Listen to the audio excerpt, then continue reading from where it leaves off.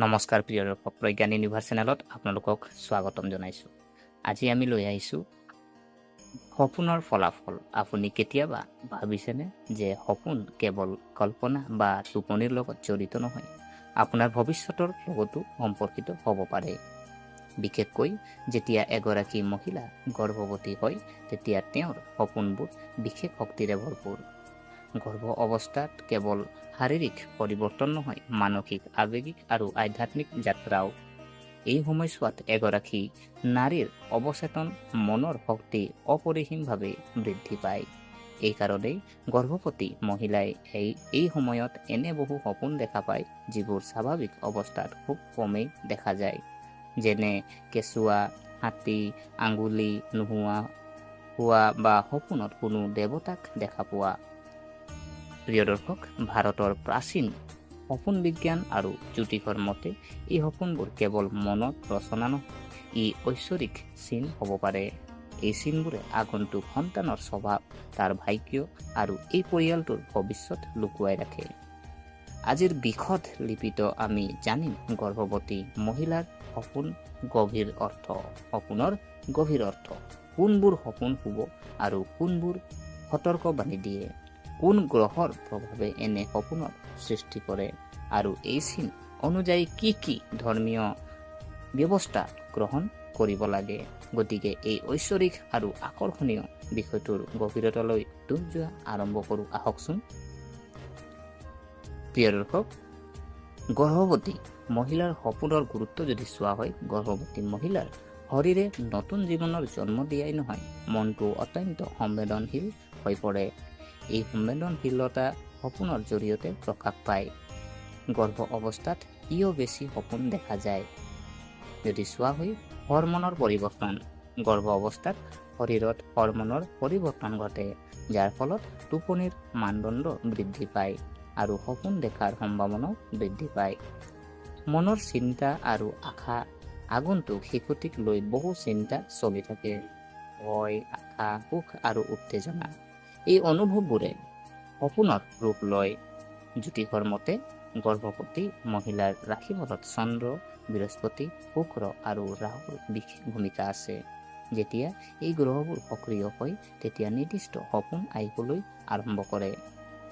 গৰ্ভস্থ সন্তানৰ লগত সপোনৰ কি সম্পৰ্ক আছে যদি চোৱা হয়, স্বপ্ন শাস্ত্ৰত কোৱা হৈছে যে গৰ্ভৱতী মহিলাৰ সপোনবোৰ শিশুৰ ভৱিষ্যতৰ দাপোন। যদি সপোনবোৰ শুভ হয়, তেন্তে শিশুটি উজ্জ্বল, ভাগ্যৱান আৰু ধৰ্মীয়। যদি সপোনবোৰ ভয়ংকৰ বা সতৰ্কতামূলক প্ৰকৃতিৰ হয়, তেন্তে মাতৃয়ে বিশেষ যত্ন লোৱা উচিত।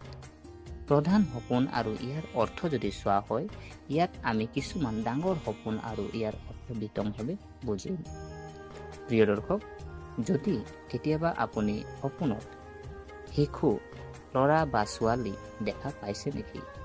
যদিহে ল'ৰা যদি দেখিছে, তেন্তে এই সপোনটোৱে দেখুৱাইছে যে শিশুটিৰ নেতৃত্ব ক্ষমতা, সাহস আৰু ব্যৱহাৰিকতা থাকিব। এই সপোনত চন্দ্ৰ আৰু বৃহস্পতিৰ শুভ অৱস্থান দেখুৱাই হৈছে। প্ৰিয় দৰ্শক, আপুনি কেতিয়াবা সপোনত শিশু, ছোৱালী দেখিছে নেকি? যদি এনে দেখিছে, তেন্তে আৱেগিক ভাৰসাম্য, সৌন্দৰ্য, সংগীত বা শিল্পৰ প্ৰতি আগ্ৰহ থকা শিশু এটা থাকিব। এয়া শুক্ৰ আৰু চন্দ্ৰৰ কৃপাৰ চিন। প্ৰিয় দৰ্শক, সপোনত কেতিয়াবা আপুনি নিজকে জন্ম দিয়া দেখিছে নেকি? যদি কোনো নাৰীয়ে সপোনত সন্তান জন্ম দিয়া দেখিছে, তেন্তে সেয়া এক অত্যন্ত শুভ লক্ষণ। ইয়াৰ পৰা বুজা যায় যে শাৰীৰিক আৰু মানসিকভাৱে আপুনি এটা সন্তানৰ বাবে সাজু আৰু সকলো মসৃণ হ'ব। প্ৰিয় দৰ্শক, আপুনি কেতিয়াবা সপোনত সাপ দেখা পাইছে নেকি? যদি সাপটো ভয়ংকৰ নহয় আৰু মহিলাগৰাকীৰ ক্ষতি কৰা নাই, তেন্তে ই শক্তি, সজাগতা আৰু সুৰক্ষাৰ লক্ষণ।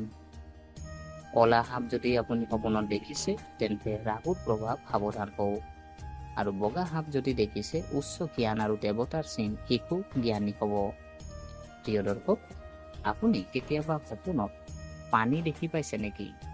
যদি পানী দেখা পাইছে, তেন্তে জানি ল'ব স্বচ্ছ আৰু বৈ যোৱা যদি পানী দেখিছে, মানসিক শান্তি আৰু শিশুৰ বাবে এক প্ৰয়োজনশীল ভৱিষ্যত। আৰু যদিহে আপুনি লেতেৰা বা স্থবিৰ পানী যদি দেখি পাইছে, তেন্তে উদ্বেগ, বাধা বা স্বাস্থ্য সম্পৰ্কীয় বাধা হ'ব পাৰে। প্ৰিয় দৰ্শক, গৰ্ভ অৱস্থাত পানীৰ সপোন দেখাটো আৱেগৰ ভোৰ প্ৰতীক। আপুনি কেতিয়াবা সপোনত হাতী দেখা পাইছে নেকি? যদিহে এনে সপোন আপুনি দেখি পাইছে, তেন্তে অত্যন্ত শুভ। ইয়াৰ পৰা ইংগিত পোৱা যায় যে আগন্তুক শিশুটি সাহসী, ধৰ্মীয় আৰু ব্যক্তিত্ব ৰাজকীয় হ'ব। হাতী গণেশৰ প্ৰতীক। এই সপোন গণপতিৰ আশীৰ্বাদৰ চিন। প্ৰিয় দৰ্শক, আপুনি কেতিয়াবা সপোনত আঙুলি বা যিকোনো অংগ নোহোৱা দেখি পাইছে নেকি? যদি কোনো মহিলাই দেখে যে তেওঁৰ আঙুলি এটা নোহোৱা হৈছে, তেন্তে ইয়াৰ পৰা বুজা যায় যে তেওঁ সমৰ্থন অভাৱ বা আত্মবিশ্বাসৰ অভাৱ অনুভৱ কৰিছে। প্ৰিয় দৰ্শক, ইয়াৰ পৰা বুজা যায় যে তাইক অধিক মানসিক শান্তি, আত্মবিশ্বাস আৰু সমৰ্থনৰ প্ৰয়োজন। সপোন এজোপা সেউজীয়া গছ বা ফুল দেখা অতি শুভ।